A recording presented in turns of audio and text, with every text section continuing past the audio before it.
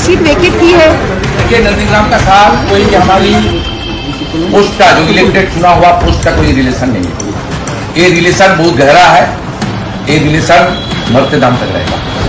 आखिरकार शुभेंदु अधिकारी ने इस्तीफा दे दिया और एक बार फिर से चुनाव का ऐलान होगा। जी हां, इस वक्त की एक बड़ी खबर आप तक पहुंचाऊंगा। शुभेंदु अधिकारी ने इस्तीफा क्यों दिया, क्या वजह रही, कब चुनाव होंगे, ये तमाम चीजें आपको दिखाऊंगा। लेकिन इन सब के बीच ये घटनाक्रम तब ऐसे वक्त में घटा है जब उससे थोड़ी देर पहले, इस्तीफा देने से थोड़ी देर पहले, कलकत्ता हाईकोर्ट ने एक बड़ा आदेश दिया था। शुभेंदु अधिकारी की सरकार को, उनकी पुलिस को एक तरीके से फटकार लगाई थी। क्या कुछ कहा था वो भी आपको दिखाता हूं। एक मीटिंग ममता बनर्जी ने अब से 24 घंटे पहले बुलाई थी, जिसमें अपनी पार्टी के तमाम बड़े नेता, सांसद, विधायकों को आमंत्रित किया गया था। और उसके बाद अब एक एक करके और बड़ी पोल खुलती हुई नजर आ रही है। नई पोल क्या खोली गई, शुभेंदु अधिकारी के इस्तीफे से जुड़ी खबर, और तो और नए चुनाव के साथ साथ कलकत्ता हाईकोर्ट की फटकार।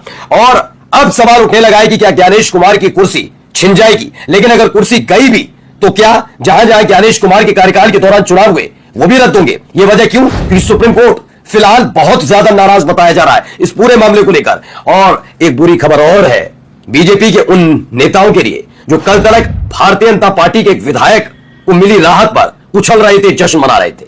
सुप्रीम कोर्ट ने बाजी पलट दी। नमस्कार, मैं हूं प्रज्वल। बड़ी खबर निकलकर सामने आई है। यह कलकत्ता हाईकोर्ट का, पहले मैं आपको दिखाऊंगा, फिर दिखाऊंगा शुभेंदु अधिकारी ने क्यों इस्तीफा दिया।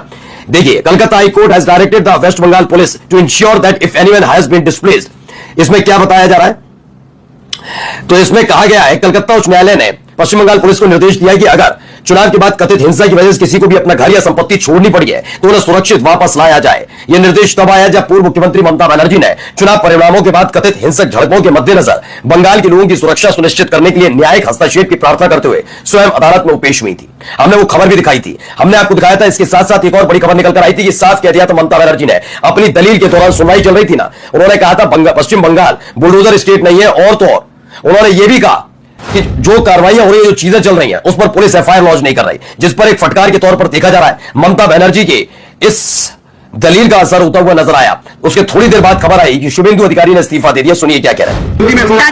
दादा आज आपने नंदीग्राम की सीट वेकेट की है। देखिए, नंदीग्राम का साल कोई हमारी पोस्ट का जो इलेक्टेड चुना हुआ पोस्ट का कोई रिलेशन नहीं है। ये रिलेशन बहुत गहरा है।